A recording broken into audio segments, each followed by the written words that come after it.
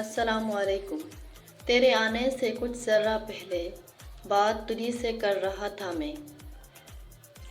میں نے کی ہے ایک زندگی دفن، مٹی میں نہیں دل کے ایک اندھیر کونے میں۔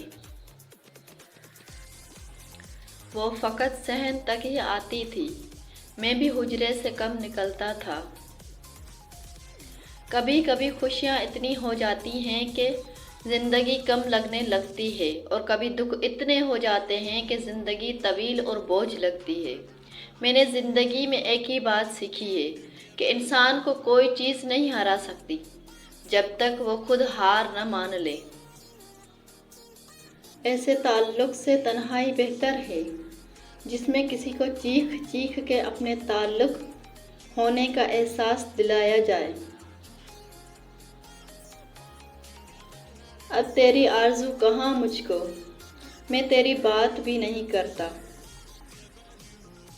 حشر میں بتاؤں گا تمہیں جو حشر تو نے کیا ہے میرا۔ ہم بہت گہری اداسی کے سوا جس سے بھی ملتے ہیں کم ملتے ہیں۔ یوں کیجئے کہ زہر دیجئے، محبت تو آپ سے دی نہیں جاتی۔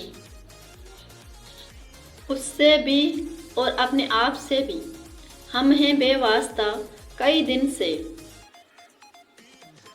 مرنا تو اس جہاں میں کوئی حادثہ نہیں، اس دور ناگوار میں جینا کمال ہے۔ اب نہیں کوئی بات خطرے کی، اب سبھی کو سبھی سے خطرہ ہے۔ جو ہمیں سمجھ نہیں سکا اسے حق ہے کہ برا ہی سمجھے۔ تم ظلم کرتے ہو اس طرح جیسے کہ میرا کوئی خدا نہیں۔ جی چاہتا ہے کہ آگ لگا کر دل کو خود کہیں دور کھڑا ہو کر تماشا دیکھوں۔ بس تربیت کا فرق ہوتا ہے، ورنہ جو سن سکتا ہے وہ سنا بھی سکتا ہے۔ کبھی کبھی چپ رہنا شکایت کرنے سے زیادہ بہتر ہوتا ہے۔